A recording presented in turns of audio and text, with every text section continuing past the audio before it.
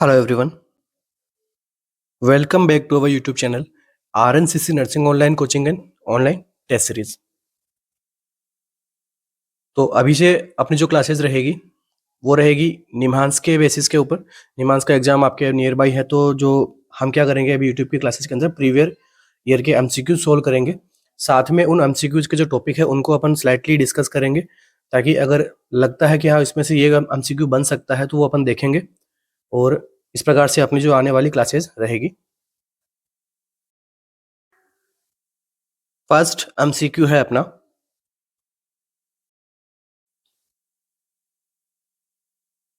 A client arrives in the emergency department with an ischemic stroke and receive tissue plasminogen activator, जिसे हम short में क्या कहते हैं, टीपीए भी कहते हैं, एडमिनिस्ट्रेशन। एक क्लाइंट है जिसको इमरजेंसी डिपार्टमेंट में लाया गया है या फिर पहुंचा है। उसको अभी क्या हो रहा है, इस्चेमिक स्ट्रोक की वजह से उसको ट्रीटमेंट में क्या दिया जा रहा है, tissue plasminogen activator, which is the priority nursing assessment. अब यहाँ पर जो है ऑप्शन में से कौन सा असेसमेंट आपको एज ए प्रायोरिटी के अकॉर्डिंग आपको असेस करना होगा। Time of onset of current stroke के, जो अभी जो स्ट्रोक आया है इसका टाइम ऑफ ऑनसेट क्या है, कब ये शुरू हुआ था। Complete physical and history, complete physical history देखेंगे। करंट मेडिकेशन क्या ले रहा है वो, या फिर अपकमिंग सर्जिकल प्रोसीजर्स के बारे में असेसमेंट करना है। क्या रहेगा अपना यहाँ पे करेक्ट आंसर।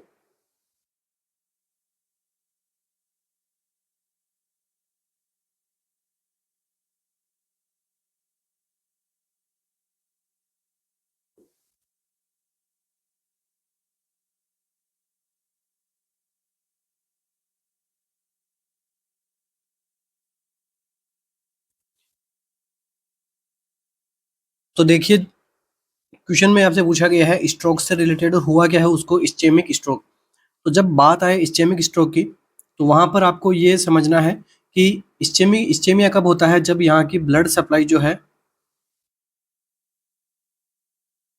वो कैसी हो जाए, डिस्टर्ब हो जाए। डिस्टर्ब का क्या मीनिंग होता है, डिक्रीज हो जाए। ठीक है, कम यहाँ पे ब्लड सप्लाई पहुंचे किसके पास में, ब्रेन के पास में। तो ब्रेन के पास में अगर ब्लड सप्लाई कम पहुंचेगी तो कुछ टाइम बाद में ब्रेन में क्या होगा, इन्फ्रैक्शन। इन्फ्रैक्शन का क्या मीनिंग होता है कि लार्ज एरिया जो होता है वो ब्रेन का क्या होता है, नेक्रोसिस होता है, उसके अंदर उसे हम क्या बोलते हैं, इन्फ्रैक्शन। ठीक है, तो ब्रेन के अंदर क्या होगा, इन्फ्रैक्शन। और इस प्रकार के इन्फ्रैक्शन को हम आगे जाके किस में कन्वर्ट होता है, स्ट्रोक के अंदर। और इस स्ट्रोक को हम क्या बोलेंगे, इस्चेमिक स्ट्रोक। तो आगे समझ में कि इस्चेमिक स्ट्रोक क्या होता है। इसी के सिमिलर एक और स्ट्रोक होता है, इसे अपन क्या बोलते हैं, हेमरेजिक स्ट्रोक। उसके अंदर भी क्या होती है, ब्रेन की ब्लड सप्लाई डिस्टर्ब होती है ड्यू टू हेमरेज। हेमरेज होगा, ठीक है, तो फिर ब्रेन को प्रॉपर तरीके से ब्लड सप्लाई नहीं मिलेगी किसी एक पर्टिकुलर लोब को, तो वहां पर क्या होगा, ब्लड सप्लाई डिस्टर्ब होगी। तो इन द एंड क्या होगा, ब्लड सप्लाई डिस्टर्ब हो रही है, चाहे इस्चेमिक में हो चाहे हेमरेजिक में हो। ठीक है, तो क्या हो रहा है पेशेंट में, स्ट्रोक हो रहा है। अब देखिए, जैसे हेमरेजिक है उसी प्रकार से इस्चेमिक भी है, तो दोनों का ट्रीटमेंट भी अलग अलग होगा। तो देखिए, ब्लड सप्लाई डिक्रीज होने का रीजन सबसे ज्यादा मोस्ट कॉमन क्या होता है, एथेरोस्क्लेरोसिस। एथेरोस्क्लेरोसिस के अंदर क्या होती है, नेरोविंग होती है ब्लड वेसल्स, क्लॉट फॉर्मेशन होता है इसके अंदर। ठीक है, थ्रोम्बस बनता है, और इन थ्रोम्बस की वजह से क्या हो रही है, ब्लड सप्लाई कम हो रही है। तो इस थ्रोम्बस को हमें क्या करना है, डिजोल्व करना है। तो यहाँ पे क्या उसको रिसीव किया जा रहा है, टीपीए दे रहे हैं, क्या होता है, टिश्यू प्लाज्मिनोजन एक्टिवेटर। ठीक है, तो ये क्या करता है, थ्रोम्बस को क्या कर देता है, डिजोल्व कर देता है। ठीक है, या फिर हम कह सकते हैं कि ये क्या करता है, टीपीए कन्वर्ट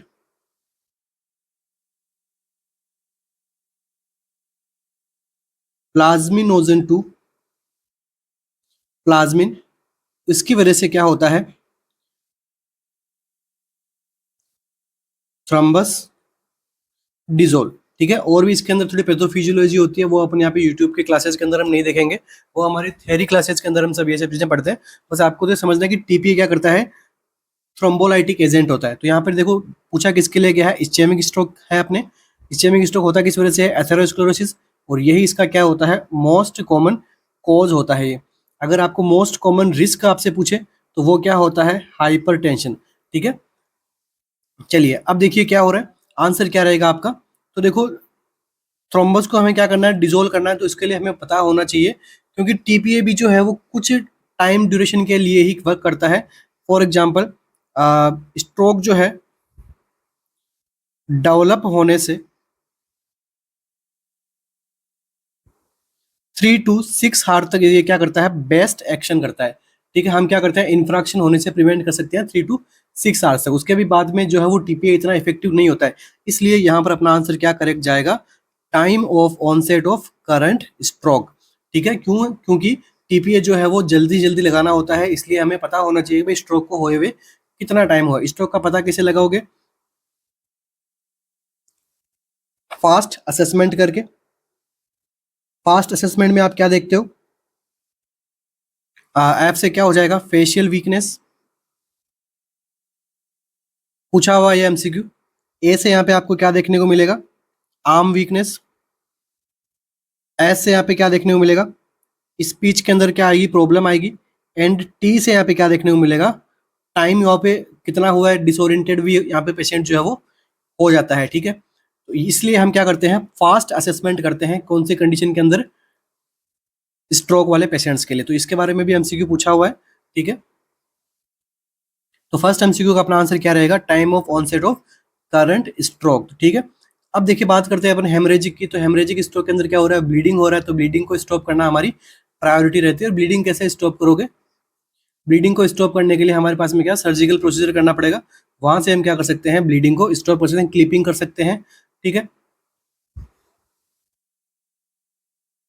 और यहाँ पे हेमरेज होने का मोस्ट कॉमन रीजन अगर पूछे कि हेमरेज क्यों होता है, तो रीजन क्या है उसका, हाइपरटेंशन। लंबे टाइम तक अगर पेशेंट को हाइपरटेंशन होता है तो वो स्ट्रोक का कोज हो सकता है। ठीक है, और यहाँ पे एथेरोस्क्लेरोसिस किसके अंदर आएगा, इस्चेमिक स्ट्रोक का पूछे तो। ठीक है, इस्चेमिक स्ट्रोक के भी दो तीन टाइप होते हैं, दो टाइप होते हैं। और स्ट्रोक के भी दो तीन टाइप होते हैं, एक होता है इस्चेमिक स्ट्रोक, एक होता है हेमरेजिक स्ट्रोक, एक होता है ट्रांजिएंट इस्चेमिक स्ट्रोक। ठीक है, स्ट्रोक की क्लासेस अपन यहाँ पे अपन one by one MCQ form के अंदर डिस्कस करेंगे। चलिए नेक्स्ट एमसीक्यू अपना, इस एमसीक्यू का आंसर क्या रहेगा, option number 1, time of onset of current stroke का हमें पता लगाना होगा। बाकी कंप्लीट फिजिकल हिस्ट्री जो है वो इमरजेंसी डिपार्टमेंट के अंदर पता नहीं लगा सकते हैं। हो सकता है हमें टीपीए की डोज को अपन कैलकुलेट करने के लिए जो है हम केवल और केवल क्या पता लगाएं, वेट पता लगा ले पेशेंट का। बाकी चीज़ें सारी चीज़ें यहाँ पे इमरजेंसी के अंदर पॉसिबल नहीं है। करंट मेडिकेशन से अपन जो है वो टीपीए का पता नहीं लगा पाएंगे, प्रायोरिटी असेसमेंट अपन नहीं कर पाएंगे। ठीक है, और अपकमिंग सर्जिकल प्रोसीजर तो बिल्कुल ये अपन आगे फॉरवर्ड, मगर प्रायोरिटी क्या है अपनी, प्रायोरिटी है कि भाई हम हमें, क्योंकि दे क्या रहा है पेशेंट को, टीपीए दे रहा है ना, इसलिए टीपीए के अकॉर्डिंग ही हमारी प्रायोरिटी होनी चाहिए। आंसर जो है आपका क्वेश्चंस को मैच करता हुआ होना चाहिए, ये आपका सबसे पहला गोल होना चाहिए। Next MCQ, during the first 24 hour after thrombolytic therapy for ischemic stroke the primary goal is to control the clients। ठीक है, देखिए क्या हो रहा है, during the first 24 hour after thrombolytic therapy के आफ्टर 24 आवर, क्योंकि क्लाइंट को क्या हुआ था, इस्चेमिक स्ट्रोक, थ्रोम्बस बना था, तो हमने क्या दे दी, थ्रोम्बोलाइटिक थेरेपी। थ्रोम्बोलाइटिक में क्या देंगे, टीपीए देंगे, स्ट्रेप्टोकाइनेस, एल्टीप्लेज, इस प्रकार की जो ड्रग्स है वो हम यहाँ पे देते हैं। अब यहाँ पर क्या है, 24 आवर्स के लिए हमने दे दी, और हमारा अभी गोल क्या होना चाहिए, प्राइमरी गोल के बारे में पूछा है आपसे, क्या होना चाहिए, पल्स, पल्स को कंट्रोल करना है, रेस्पिरेशन को कंट्रोल करना है, ब्लड प्रेशर को कंट्रोल करना है, या फिर टेम्परेचर को कंट्रोल करना है यहाँ पे।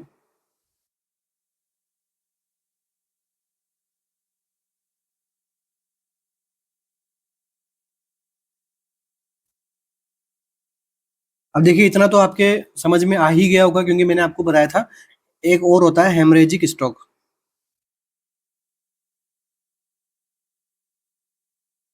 अब हेमरेजिक स्ट्रोक में कोज क्या होता है, एक्सीडेंट वगैरह हुआ हो, या फिर अपन कर सकते हैं हाइपरटेंशन की वजह से भी हेमरेजिक स्ट्रोक हो सकता है।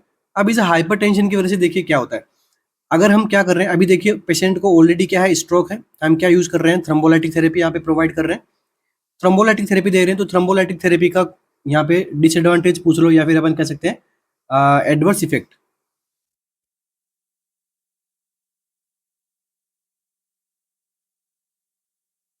एडवर्स इफेक्ट जो है इसका क्या होता है, intra cerebral haemorrhage. Intracerebral haemorrhage का क्या होता है, एडवर्स इफेक्ट होता है, और ये कब होगा, जब ब्लड प्रेशर इंक्रीज रहेगा या फिर कंट्रोल में नहीं आएगा, तो ये क्या कर देगा, जो टाइनी ब्लड वेसल्स रहती है उनको रेप्चर कर देगा और फिर इंट्रासेरेब्रल हेमरेज होने के चांसेस रहेंगे, क्योंकि ऑलरेडी हम यहाँ पे क्या दे रहे हैं, थ्रोम्बोलाइटिक थेरेपी दे रहे हैं। अगर यहाँ पे थ्रम्बस ब्लीडिंग को कंट्रोल करने के लिए वापस से अगर बॉडी थ्रम्बस बनाएगी भी, उसको भी ये थ्रोम्बोलाइटिक थेरेपी क्या कर देगी, ऑलरेडी डिसोल्व कर देगी, तो ब्लीडिंग होती जाएगी। अगर ब्लड प्रेशर रहा, हेमरेज हो गया, तो ब्लीडिंग नहीं रुकेगी, क्योंकि इसका एडवर्स इफेक्ट क्या होता है, इंट्रासेरेब्रल हेमरेज। तो एमसीक्यू बना हुआ है यहाँ से, आपको ध्यान में रखना है। तो यहाँ पर देखिए नर्सिंग रेस्पॉन्सिबिलिटी की हम बात करें, जहाँ पर आपका सिनेरियो बेस्ड एमसीक्यू बन सकता है, एनक्लेक्स एमसीक्यू है सारे के सारे। चलिए नर्सिंग रेस्पॉन्सिबिलिटी की हम बात करें तो देखिए क्या होता है, न्यूरोलॉजिकल एंड कार्डियोवेस्कुलर का क्या होना चाहिए, इवैल्यूएशन टाइमली होना चाहिए। किस प्रकार से करोगे, वाइटल्स को देख के, वाइटल्स में सबसे ज्यादा किसको देख के, ब्लड प्रेशर को देख के। यही आपका एमसीक्यू बना था। नेक्स्ट देखिए कब कब करोगे, तो देखो 15 minute with starting of tissue plasmin activator.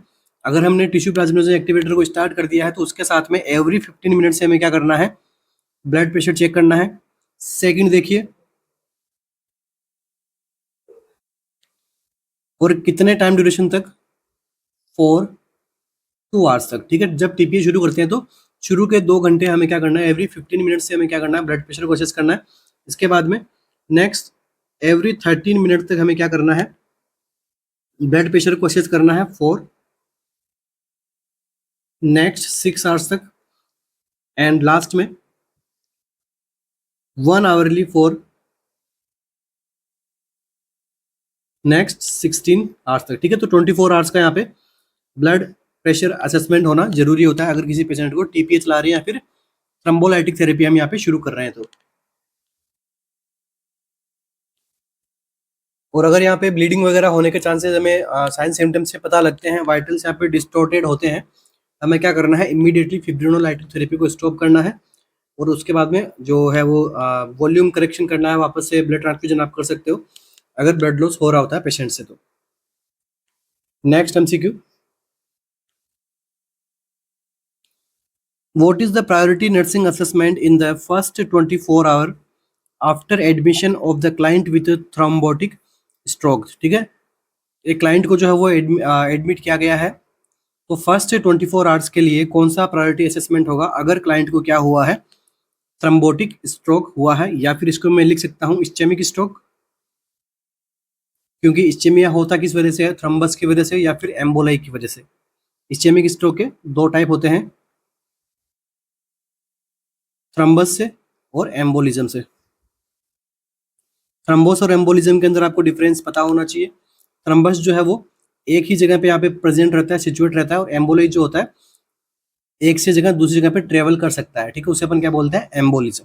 तो दोनों ही तरीके से। इस्चेमिक के अंदर अगर आपसे पूछ ले मोस्ट कॉमन कौन सा है, तो इस्चेमिक के अंदर मोस्ट कॉमन कौन सा होता है, तो थ्रम्बस इस्चेमिक स्ट्रोक यहाँ पे मोस्ट कॉमन रीजन होता है। और इस्चेमिक स्ट्रोक और हेमरेज में मोस्ट कॉमन पूछे तो यहाँ पे क्या आंसर रहेगा आपका, ischaemic stroke is the most common type of cerebrovascular accident, brain attack कह सकते हैं अपन। चलिए, तो देखिए फर्स्ट 24 आवर एडमिशन के अंदर आपको कौन सा प्रायोरिटी नर्सिंग असेसमेंट आपको असेस करना होगा क्लाइंट में, cholesterol level, प्यूपिल size and pupillary response, bowel sound देखना है, इकोकार्डियोग्राम करना है, क्या रहेगा आंसर।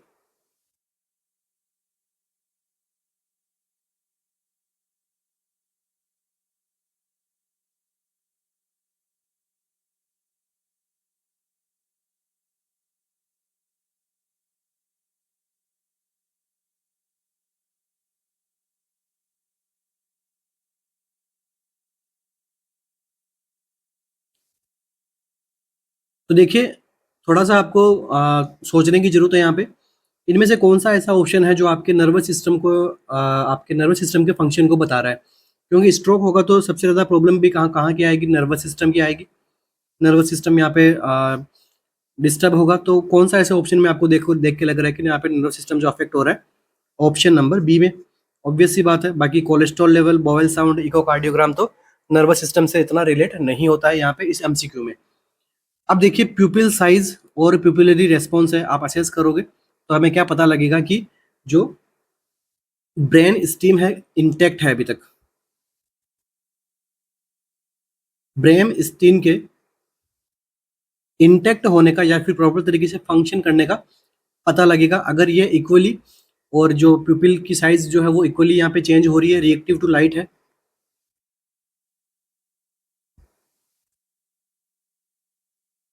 तो हम क्या समझेंगे कि एक जो ब्रेन स्टीम इंटैक्ट है, ब्रेन स्टीम इंटैक्ट होने की वजह से पैरासिम्पैथेटिक एंड सिंपैथेटिक दोनों ही सिस्टम के अंदर क्या मेंटेन हो रहा है, बैलेंस हो रहा है। इसलिए आपका फर्स्ट प्रायोरिटी नर्सिंग असेसमेंट, या फिर अपन कर सकते हैं फर्स्ट 24 आवर्स के अंदर प्रायोरिटी नर्सिंग असेसमेंट की बात करें तो क्या रहेगा, प्यूपिल्स की साइज देखनी है और प्यूपिलरी रेस्पॉन्स चेक करना है कि वो लाइट के कितना रिएक्शन हो रहा है, कि मतलब डायलेट हो रही है नहीं हो रही है, फिक्स है नहीं है। इस प्रकार से हमें क्या करना है, पता लगाना है। अगर ये लाइट से रिएक्टिव हो रही है तो आपको दो नर्व का पता लगेगा, एक तो ऑप्टिक नर्व, दूसरा ओक्यूलोमोटर। इन दोनों नर्व के बारे में पता लग जाएगा कि हाँ ये नर्व भी अच्छे से काम कर रही है। अगर यहाँ पे ब्रेन स्टेम डिस्टर्ब हो जाएगा तो इन नर्व के ऊपर भी क्या पड़ेगा, कंप्रेशन पड़ेगा, और ये जो रिएक्टिव टू लाइट है यहाँ पे नहीं देखने को मिलेगा प्यूपिल्स के अंदर। इसलिए जो है वो आपका क्रूशियल रहता है मॉनिटर करना प्यूपिलरी रेस्पॉन्स को।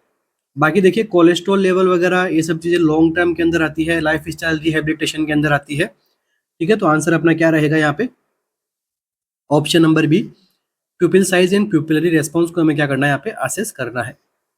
यहाँ तक किसी का डाउट नहीं होना चाहिए। नेक्स्ट एमसीक्यू,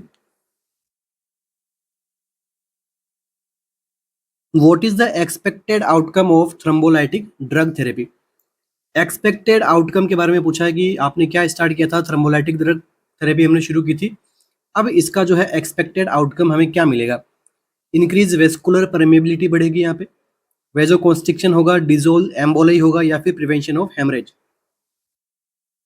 देखो हमने डिस्कस कर लिया है थ्रोम्बोलाइटिक थेरेपी के बारे में, मैंने टीपीए के बारे में बताया था क्या होता है, किस प्रकार से वर्क करती है, ये सब मैंने आपको बता दिया। अब आपका आंसर गलत नहीं होने चाहिए।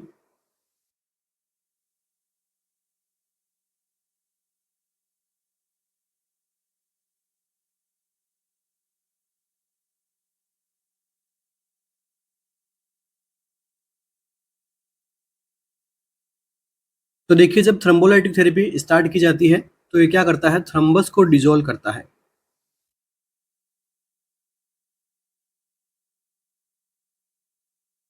थ्रम्बस को डिजोल्व करेगा तो आंसर क्या रहेगा आपका, थ्रम्बस को डिजोल्व करेगा तो ऑब्वियस सी बात है, थ्रम्बस ही क्या होता है, थ्रम्बस अपनी जगह पे, तो थ्रम्बस थ्रम्बस अपनी जगह से हटा दूसरी जगह पे गया, मूव हुआ, तो उसे अपन क्या बोलेंगे, एम्बोलिज्म। तो हम ये कह सकते हैं कि ये एम्बोलिज्म को भी डिजोल्व करता है। एम्बोलिज्म होता किस वजह से, थ्रम्बस की वजह से, एयर की वजह से। ठीक है, तो यहाँ पर जो है वो थ्रोम्बोलाइटिक थेरेपी तो किसको करेगी, एयर को तो करेगी नहीं, थ्रम्बस को करेगी। तो आंसर क्या रहेगा आपका, डिजोल्व एम्बोलाई। एम्बोलिज्म जो बना था उसको यहाँ पे डिजोल्व करने में काम आती है क्या, थ्रोम्बोलाइटिक थेरेपी। और कौन से स्ट्रोक होता है, कौन से स्ट्रोक में दी जाती है, तो इस्चेमिक स्ट्रोक।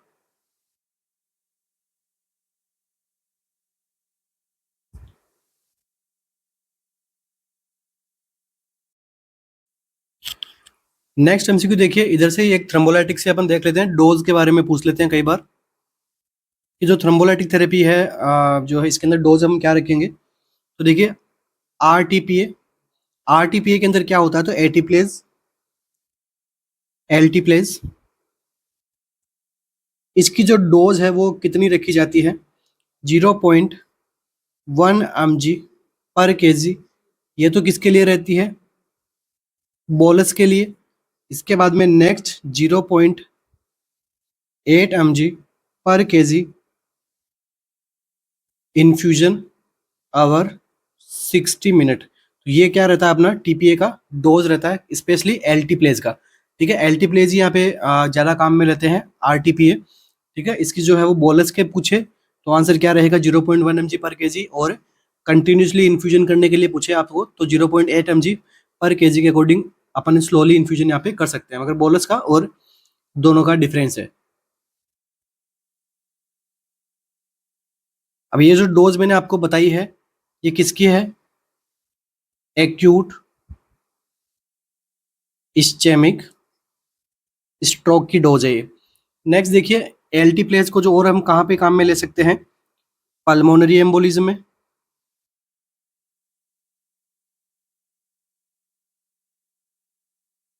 पल्मोनरी एम्बोलिज्म में इसकी डोज क्या रहेगी, तो 100 mg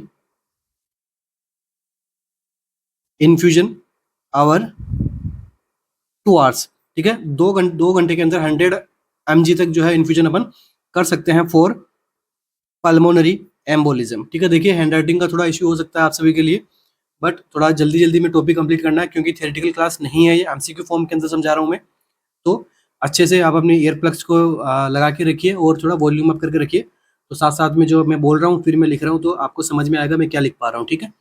बाकी अपने कॉलेज के अकॉर्डिंग या फिर कोई कोचिंग क्लास नहीं चल रही है जिससे अपन आराम से हम जमा जमा के एक एक चीज़ में आपको लिखवाऊँ यहाँ पे, तो आप उसके लिए कंप्लेंट्स ना कीजिए। Thank you. नेक्स्ट हम बात करते हैं, एक कंडीशन और होती है, एलटी प्लेस के बारे में पढ़ा रहा हूँ मैं भी आपको, एसटी सेगमेंट इलेवेशन एमआई, ठीक है। एसटी सेगमेंट इलेवेशन के अंदर भी क्या होता है, थ्रम्बस फॉर्मेशन से जो इस्चेमिक स्ट्रोक आ सकता है, वहां पर जो है इसकी डोज हम क्या रखेंगे, तो देखिए 100 mg IV टोटल, 100 mg से ज़्यादा नहीं देंगे हम एसटी सेगमेंट इलेवेशन के अंदर। तो देखिए किस प्रकार से देंगे, तो 15 mg इसका कुछ सीक्वेंस होती है, देखो ये सब हम जो मैं पढ़ा रहा हूँ आपको सब हॉस्पिटल्स के अंदर फॉलो होती है, ठीक है। जो प्रैक्टिकल चीज़ें हैं वो मैं आपको बता रहा हूँ, ठीक है। तो देखिए 50 mg जो है स्टार्टिंग के अंदर हम क्या देंगे, बोलस देंगे 2 मिनट्स के अंदर अंदर, ठीक है। नेक्स्ट सबसे पहले 15 mg, उसके बाद में 50 mg, 50 mg कितने टाइम तक, 30 मिनट तक। उसके बाद में 35 mg को नेक्स्ट अपन यहाँ पे 60 मिनट के अंदर हम क्या कर देंगे, कंप्लीट कर देंगे। तो ये अपना क्या अप्रोक्स यहाँ पे 100 mg यहाँ पे क्या हो रहा है, कंप्लीट हो रहा है, अप्रोक्सीमेटली कंप्लीट हो रहा है। तो इस प्रकार से हम क्या करते हैं, इसको फॉलो करते हैं एसटी सेगमेंट इलेवेशन एमआई के अंदर। तो देखो एक तो आपको मैंने बता दिया इस्चेमिक स्ट्रोक के अंदर क्या करेंगे, एक्यूट इस्चेमिक स्ट्रोक के अंदर क्या करेंगे, नेक्स्ट आपको बता दिया मैंने पल्मोनरी एम्बोलिज्म में क्या करेंगे, और नेक्स्ट मैंने आपको बता दिया एसटी सेगमेंट इलेवेशन एमआई के अंदर आप जो है वो किस प्रकार की आपको डोज रखनी है।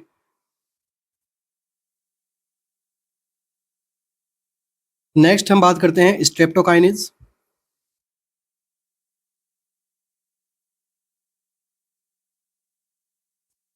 अगर अपनी थ्योरेटिकल क्लासेस हो रही होती तो मैं एक एक इनकी पैथोफिजियोलॉजी समझा देता, जो फार्मेकोकाइनेटिक काइनेटिक डायनेमिक वगैरह किस प्रकार से एब्जॉर्ब होती है, किस प्रकार से फिब्रिन प्लाज्मिनोजन से प्लाज्मिन बनाती है, उसमें हम एक एक चीज़ सीख लेते हैं। मगर ये जो है अपना यूट्यूब सेशन है एमसीक्यू फॉर्म के अंदर आपको बताना है, तो बस वही चीज़ें हम देख रहे हैं। तो देखिए स्ट्रेप्टोकाइनेज को भी यहाँ पे काम में लेते हैं, मगर ज़्यादा एक इसमें काम आता है एसटी सेगमेंट इलेवेशन एमआई के अंदर ज़्यादा काम में लेते हैं इसको। तो यहाँ पर इसकी डोज क्या रहती है, 1.5 मिलियन यूनिट और 60 मिनट के अंदर अंदर 1.5 मिलियन यूनिट तक जो अपन क्या कर सकते हैं, लगा सकते हैं यहाँ पे। इसके बाद में एक तो यूज ये हो गया, सेकेंड यूज की हम बात करें तो एक्यूट पल्मोनरी एम्बोलिज्म और डीप वेन थ्रोम्बोसिस, तो इन दोनों के अंदर भी क्या है इसकी डोज यहाँ पे स्लाइटली वेरी करेगी। तो यहाँ पे आएगी 2.5 या फिर 2,50,000 जो है वो international unit IV hour 30 minute. सबसे पहले पल्मोनरी एम्बोलिज्म की हम बात कर रहे हैं, और डीवीटी के लिए हम बात करें तो 1 lakh international unit for 72 hours, ठीक है। ये किसके लिए है, डीवीटी के लिए। तो स्ट्रेप्टोकाइनेज की डोज भी हमने देख ली है और एल्टीप्लेज की देख ली है। इसके बाद में और जो ड्रग्स आती है वो कौन कौन सी आती है, रेटिप्लेज, नेक्स्ट यूरोकाइनेज। यूरोकाइनेज को जो है कहाँ पे काम में लेते हैं अपन, पल्मोनरी एम्बोलिज्म के अंदर ज़्यादा काम में लेते हैं। तो यहाँ से एमसीक्यू नहीं बनता है। एमसीक्यू किससे बनता है? आरटीपीएस से ज़्यादा एमसीक्यू बनते हैं। तो ये हमने देख लिया है। तो इसके ट्रीटमेंट को भी हमने देख लिया कि भाई इस्चेमिक स्ट्रोक का किस प्रकार से हम ट्रीटमेंट करते हैं। Next MCQ, a client diagnosed with atrial fibrillation has experienced a transient ischemic attack। एक क्लाइंट को डायग्नोस क्या हुआ है? एट्रियल फिब्रिलेशन, और अभी क्या एक्सपीरियंस कर रहा है वो? साथ में ट्रांजिएंट इस्चेमिक अटैक को भी एक्सपीरियंस कर रहा है। Which medication would the nurse anticipate being ordered for the client to discharge? अब कौन सी मेडिकेशन जो नर्स एंटिसिपेट करेगी कि इस क्लाइंट को डिस्चार्ज के टाइम पे ऑर्डर की जाने वाली है? Thrombolytic medication, beta blocker medication, an anti hyper uricemic medication, या फिर एन ओरल एंटीकोगुलेंट मेडिकेशन। तो देखो ट्रांजिएंट इस्चेमिक स्ट्रोक क्या होता है? एक प्रकार से वार्निंग साइन होता है स्ट्रोक के लिए। यहाँ पर जो एकदम माइल्ड सिम्टम्स आते हैं और विद इन 24 आवर्स के अंदर अंदर, या फिर हम कह सकते हैं 3 to 6 आवर्स के अंदर भी ये क्या होता है? सबसाइड हो जाता है। मतलब ये स्ट्रोक में कन्वर्ट नहीं होता है, कुछ टाइम पीरियड के लिए रहता है, फिर अपने आप से ये क्या कर जाता है? रिजोल्यूशन हो जाता है। इसे हम क्या कहते हैं? Transient ischaemic stroke. अगर ये रिजोल्यूशन हो रहा है 24 आवर्स के अंदर अंदर तो ये क्या है? ट्रांजिएंट इस्चेमिक स्ट्रोक है। अगर ये 24 आवर्स के अंदर रिजोल्यूशन नहीं हो रहा है तो ये क्या है? स्ट्रोक है। ठीक है, इनमें इतना ही डिफरेंस है। बाकी इसमें माइल्ड सिम्टम्स आते हैं स्ट्रोक के। तो यहाँ से जो है पता लगा सकते हैं कि क्लाइंट को आगे फ्यूचर में स्ट्रोक हो सकता है। तो कौन सी मेडिकेशन जो है यहाँ पे प्रोवाइड करवाई जाएगी पेशेंट को?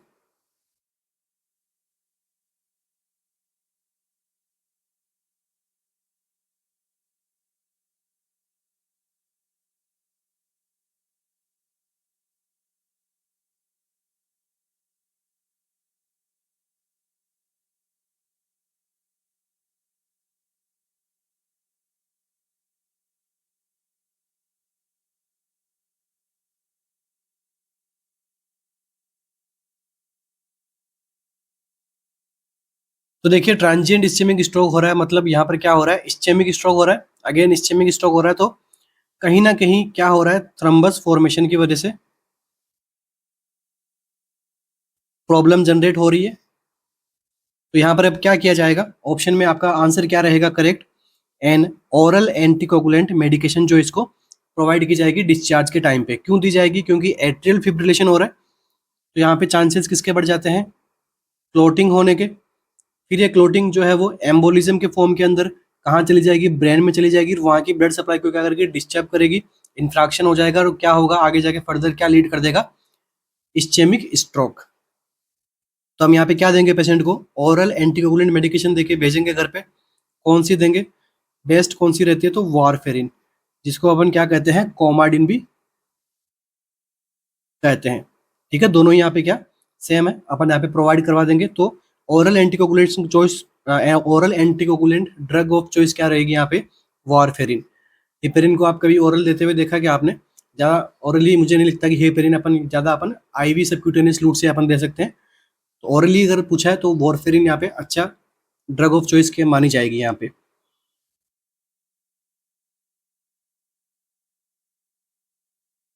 और इसके अलावा आप और क्या दे सकते हो पेशेंट को? एस्प्रिन भी दे सकते हो, एंटी प्लेटिलेट होती है इसके लिए। ठीक है, स्टेटिन भी दे सकते हो। कोलेस्ट्रॉल कम करना है, कोलेस्ट्रॉल कम होगा तो क्या कम होगा? स्टेटिन्स जो होती है जैसे एटोरवास्टेटिन। ठीक है, स्टेटिन क्या करेगी? Decrease atherosclerosis. एथेरोस्क्लेरोसिस कम होगा तो ये यही तो कॉज है इस्चेमिक स्ट्रोक का मोस्ट कॉमन। तो यही इसको ही हम कम कर रहे हैं। कोलेस्ट्रॉल मैनेज करना है पेशेंट का। ये सारी अपन डिस्चार्ज टीचिंग के अंदर अपनी नर्सिंग एजुकेशन के अपन कर सकते हैं, अपन इसको पेशेंट को एजुकेट करेंगे। अब हम बात कर लेते हैं एक बार स्ट्रोक के टाइप्स के बारे में, क्योंकि यहाँ पर बार बार आ रहा है इस्चेमिक, ट्रांजिएंट, हेमरेजिक। थोड़ा सा इसके बारे में हम देखेंगे, फिर अपन नेक्स्ट एमसीक्यू पे मूव करेंगे।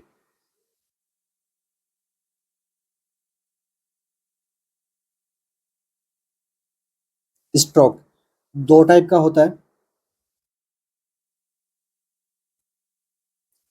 इस्चेमिक और हेमरेजिक। मेनली दो ही टाइप होते हैं, मगर एक और टाइप होता है इसका सब टाइप, इसे अपन क्या बोलते हैं? Transient ischaemic attack. ठीक है, इसे अपन क्या कर सकते हैं, ट्रांजिएंट इस्चेमिक अटैक। तो ये क्या होता है, बस स्ट्रोक नहीं है, स्ट्रोक की वार्निंग है, सजेस्ट करती है या फिर अवेयर करती है पेशेंट को या फिर डॉक्टर्स को कि आगे जाके स्ट्रोक कन्वर्ट हो सकता है यहाँ से, इसलिए। अब देखिए सबसे ज़्यादा मोस्ट कॉमन होने वाला स्ट्रोक कौन सा है, इस्चेमिक स्ट्रोक। इस्चेमिक स्ट्रोक भी दो टाइप का होता है, थ्रम्बस की वजह से और एम्बोलिज्म की वजह से। तो वो इस्चेमिक स्ट्रोक के अंदर भी आपको पूछ ले मोस्ट कॉमन टाइप कौन सा होता है, तो ये होता है थ्रम्बस इस्चेमिक स्ट्रोक।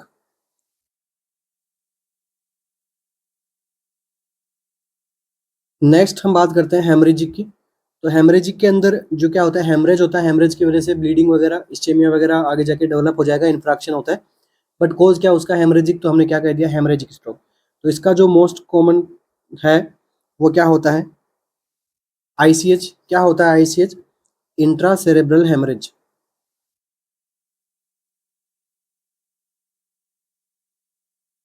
नेक्स्ट बात करते हैं किसकी, ईडीएच। क्या होता है, एक्स्ट्रा ड्यूरल हेमरेज। नेक्स्ट हम बात करते हैं एसडीएच। एसडीएच क्या होता है, सब ड्यूरल हेमरेज। यहाँ से 2 से 3 एमसीक्यूज निकलेंगे, अभी मैं आपको बताऊंगा। नेक्स्ट क्या होता है, एसएएच। ये होता है सब arachnoid haemorrhage.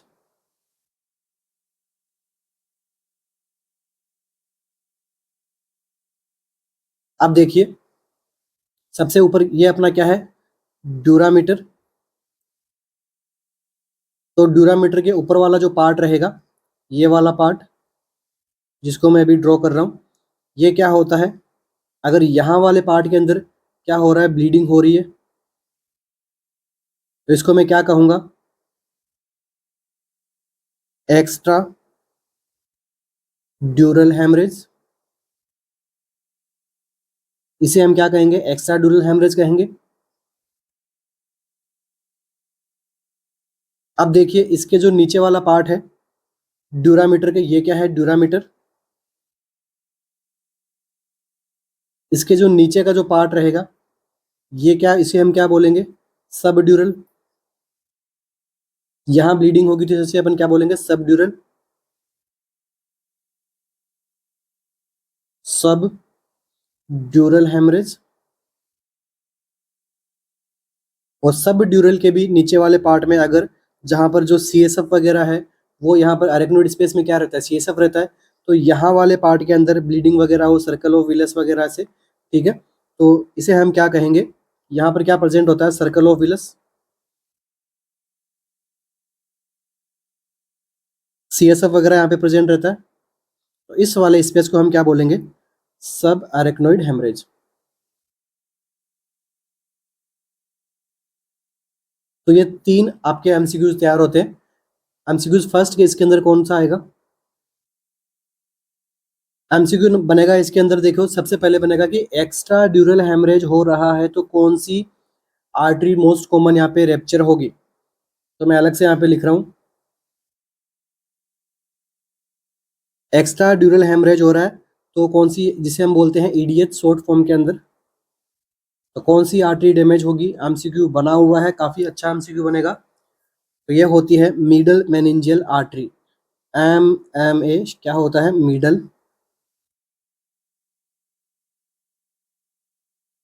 Meningeal artery. MCQ है, लिख लेना नोट में, आ सकता है एग्जाम के अंदर आपके। नेक्स्ट एमसीक्यू जो बनेगा वो बनेगा सब ड्यूरल हेमरेज से। तो सब ड्यूरल हेमरेज अगर हो रहा है तो यहाँ पर जो है वो कौन सी वेसल्स की वजह से यहाँ पर जो है हेमरेज होगा। यहाँ पर जो वेसल्स होती है उन्हें अपन बोलते हैं ब्रीजिंग वेसल्स,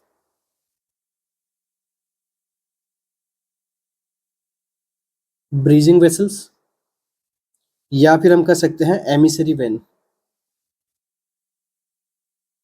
एमसीक्यू है, नोट डाउन करते जाइएगा। एंड नेक्स्ट एंड लास्ट यहाँ पर क्या पूछा है आपको, सब एरेक्नोइड हेमरेज। तो सब एरेक्नोइड हेमरेज के अंदर अगर ब्लीडिंग हो रही है तो यहाँ पर क्या आएगा, रैप्चर ऑफ बेरीज एन्यूरिज्म।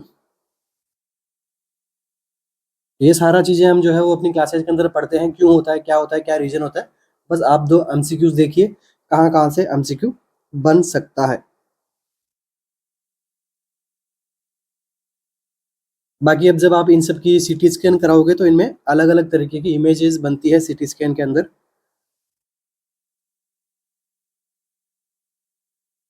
अब यहाँ पर क्या है, सीएसएफ है। तो जब आप इस कंडीशन के अंदर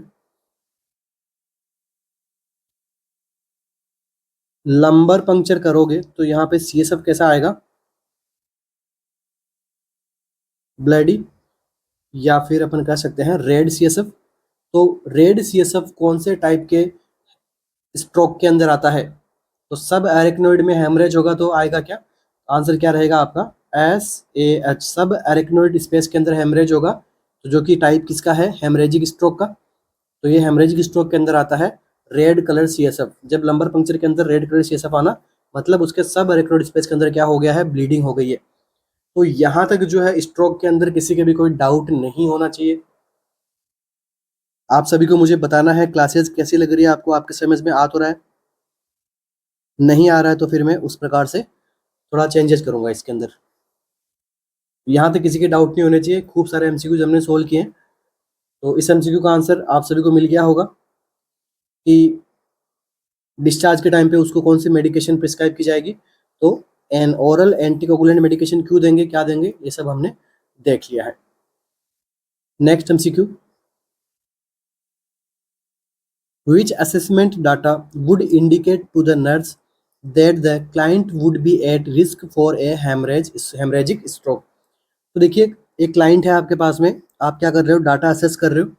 तो कौन सा ऐसा डाटा आपको देख के लगेगा कि क्लाइंट को क्या है, हेमरेजिक स्ट्रोक की रिस्क है। A blood glucose level of 480 mg/dl, right sided carotid bruit sound आ रहा है उसके अंदर, a blood pressure of 220/120 mm of Hg, the pressure of bronchogenic, the presence of bronchogenic carcinoma, की कार्सिनोमा की presence की वजह से, ब्लड प्रेशर की वजह से, राइट साइडेड कैरोटिड ब्रूट की वजह से, ब्लड ग्लूकोज लेवल की वजह से, कौन सा ऐसा ऑप्शन है आपको देख के लग रहा है कि उसको हेमरेजिक स्ट्रोक हो सकता है।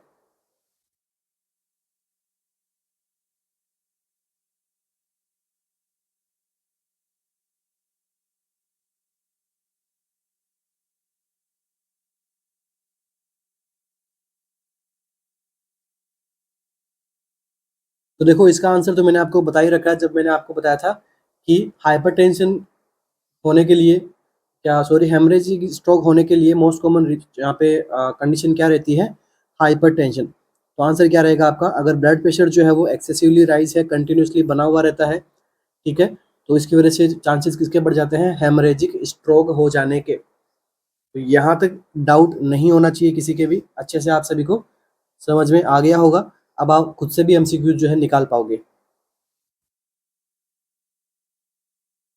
Next MCQ, which of the following sign and symptom of increased ICP after head trauma would appear first। सबसे पहले हेड ट्रॉमा हुआ, हेड ट्रॉमा की वजह से क्या होता है, आईसीपी बढ़ता है, ये हमने कल की लास्ट क्लास में हमने देखा था।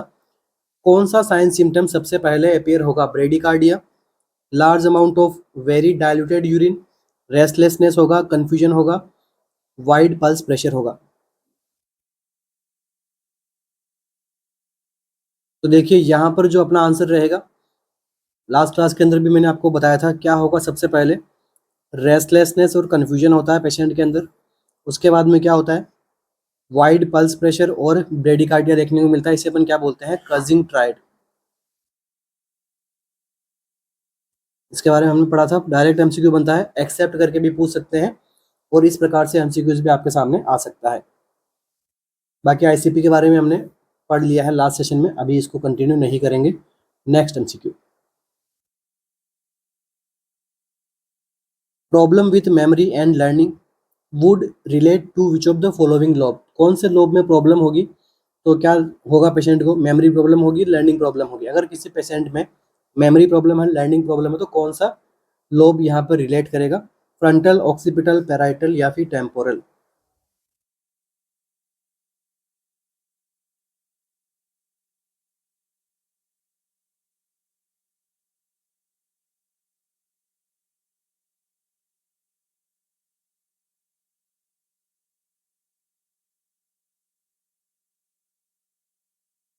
तो देखिए यहाँ पर जो आंसर रहेगा वो रहेगा option number D.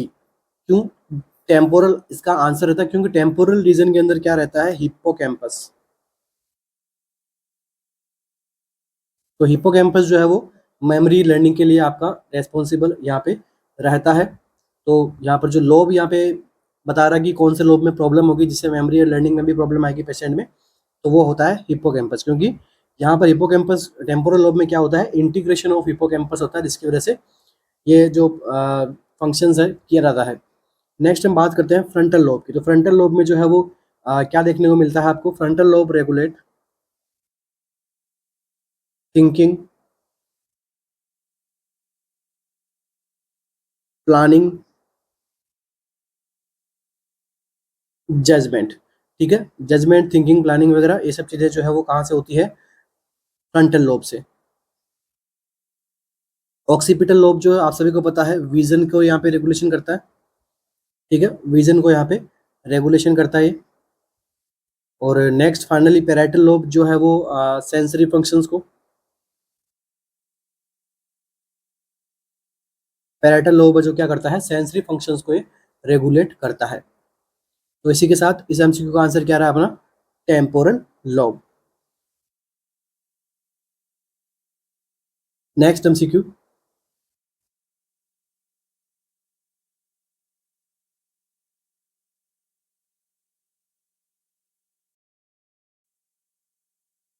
Okay next MCQ पे मूव करने से पहले आप सभी के लिए एक इन्फॉर्मेशन है। आरएनसीसी का अपना जो ऑफिशियल ऐप है आपको प्ले स्टोर iOS दोनों के लिए उपलब्ध है। वहां पर हम क्या कर रहे हैं? डेली 2 लाइव टेस्ट सीरीज जो हम कंटिन्यू कर रहे हैं अभी। ठीक है, किसके लिए हो रही है? वो आपके निमहांस एग्जाम के लिए हो रही है। एकदम रियल टाइम एक्सपीरियंस होगा आपका वहाँ पे। जिस प्रकार से निमहांस जो अपना पेपर सेटअप करता है उस प्रकार से हमने वहाँ पे अपना पेपर जो है वहाँ पे अपने सेट किए हैं, बनाए हैं आप सभी के लिए। ठीक है, जो कि आपको एक मॉर्निंग में टेस्ट देने को मिलेगा, एक टेस्ट आपको इवनिंग में देखने को मिलेगा। ठीक है, लाइव टेस्ट होंगे, ये बात ध्यान में रखना। ठीक है, बेस्ट एक्सप्लेनेशन भी आपके साथ में रहेगा। ठीक है, एक तरीके से आपका इसमें कंप्लीट रिवीजन हो जाएगा आपका। और ये जो है अपना टेस्ट का स्केड्यूल है, प्री निमांस स्पेशल 100 एमसीक्यूज का टेस्ट। ठीक है, इसके अंदर प्री निमांस के अकॉर्डिंग भी है, बाकी अपने सिस्टम वाइज भी एमसीक्यूज बनाए हुए हैं, जैसे cardio, respiratory, nervous system, endo. उसके बाद में वीकली क्या कर रहे हैं हम यहाँ पे? प्री निमांस 100 एमसीक्यूज का टेस्ट ले रहे हैं अपन यहाँ पे। उसके साथ में बाकी के अदर सब्जेक्ट के यहाँ पे टेस्ट कंटिन्यू रहेंगे। तो नेक्स्ट एमसीक्यू अपना,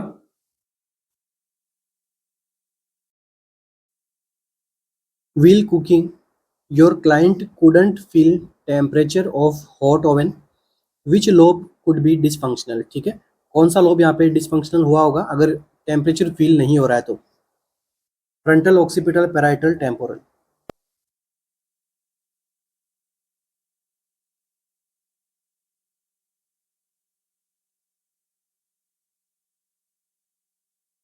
तो देखो यहाँ पर जो ये तो काफी इजीएस्ट एमसीक्यू है आज के सेशन का अपना। आंसर क्या रहेगा? Parietal lobe. पैराइटल लोब में क्या रहता है? सेंसरी फंक्शन रेगुलेट होते हैं, regulate sensory function. Sensory function regulate होते हैं, इसके लिए ये क्या करता है? सेंस कर सकता है इसको, कोल्ड एंड हॉट को। अब यहाँ पर ऐसा क्या रहता है? तो देखिए पैराइटल लोब के भी कुछ पार्ट होते हैं। एक पार्ट होता है एंटीरियर पैराइटल लोब। तो देखो एंटीरियर पैराइटल लोब में क्या होता है? Contain primary sensory cortex. यहाँ पर क्या प्रेजेंट रहता है? प्राइमरी सेंसरी कॉर्टेक्स प्रेजेंट रहता है। कहाँ पर? इसकी जगह क्या होती है? पोस्ट सेंट्रल गायरस के पास में, नियर पोस्ट सेंट्रल गायरस, जिसको हम क्या बोलते हैं? ब्रॉडमैन्स एरिया, जिसे हम क्या बोलते हैं? ब्रॉडमैन्स एरिया। तो इसी से क्या होता है? जो थैलेमस जो यहाँ पर थैलेमस है वो यहाँ से क्या करता है? इंफॉर्मेशन भेजता है, ब्रॉडबैंड एरिया से निकलती हुई यहाँ पे पैराइटल लोब में आती है, और वहाँ से क्या होता है? Touch, position, vibration, pressure, pain, temperature, smell वगैरह, इन सब का यहाँ पे जो है अपन सेंसेशन पता लगा सकते हैं, केवल सेंसेशन, ठीक है। सेंसरी यहाँ पे फंक्शन ये करता है इसके लिए, ठीक है। स्मेल का यहाँ पे नहीं होगा, स्मेल का अलग जगह पे होता है। अब ऐसे मत कर देना सर ने स्मेल बोल दिया तो बस अब कमेंट्स के अंदर, ठीक है। ठीक है, किसकी बात हो रही थी? पैराइटल लोब की बात हो रही थी। यहाँ तक किसी के भी कोई डाउट नहीं रहने चाहिए। एक और बात है, जब कोई स्ट्रोक का पेशेंट होता है उसके अंदर देखिए स्ट्रोक दोनों साइड में किधर भी हो सकता है, राइट साइड भी हो सकता है और लेफ्ट साइड भी हो सकता है। तो राइट साइड में के लोब के अंदर किसी में प्रॉब्लम आएगी तो यहाँ पर प्रॉब्लम किस में आती है? लेफ्ट साइड ऑफ बॉडी के अंदर प्रॉब्लम आती है। और लेफ्ट साइड ऑफ लोब में प्रॉब्लम आती है तो प्रॉब्लम कहाँ आती है? पेशेंट की बॉडी में राइट साइड में प्रॉब्लम हमें देखने को मिलती है, ठीक है। ये क्यों होता है? क्योंकि यहाँ पे मेडुला ऑब्लोंगेटा के पास में क्या होता है? डेक्विसेशन होता है नर्व फाइबर्स का। इसकी वजह से राइट का लेफ्ट में, लेफ्ट का राइट में प्रॉब्लम्स देखने को मिलती है। नर्सिंग रिस्पॉन्सिबिलिटी क्या सीखा आपने यहाँ से कि वीक साइड के अंदर उसको क्या करना है? सपोर्ट करना है। एमसीक्यू बनता है ये, आप अनक्लेस उठा के देख लेना, आपको वहाँ पे एमसीक्यू मिलेगा इससे रिलेटेड। तो इसी के साथ ही आज के सेशन को कंप्लीट करेंगे। खूब सारे एमसीक्यूज देखे हमने, स्ट्रोक हमने पढ़ा, साइंस सिम्टम्स भी मैंने आपको साथ साथ में बताए हैं, ठीक है। बाकी बचे हुए साइंस सिम्टम्स वगैरह हैं अपन अपनी रेगुलर क्लासेस के अंदर हम पढ़ते हुए आ ही रहे हैं। अगर जिन्होंने बैच एनरोल किया है उन्हें सबको पता होगा। बाकी हमारी टेस्ट सीरीज वगैरह है, आप उन्हें जरूर बाय कीजिए, अपनी प्रिपरेशन को और अच्छी बनाइए। तो इसी के साथ ही आज के सेशन को कंप्लीट करेंगे। Wish you all the best for your exam. पढ़ते रहिए, आगे बढ़ते रहिए। Thank you.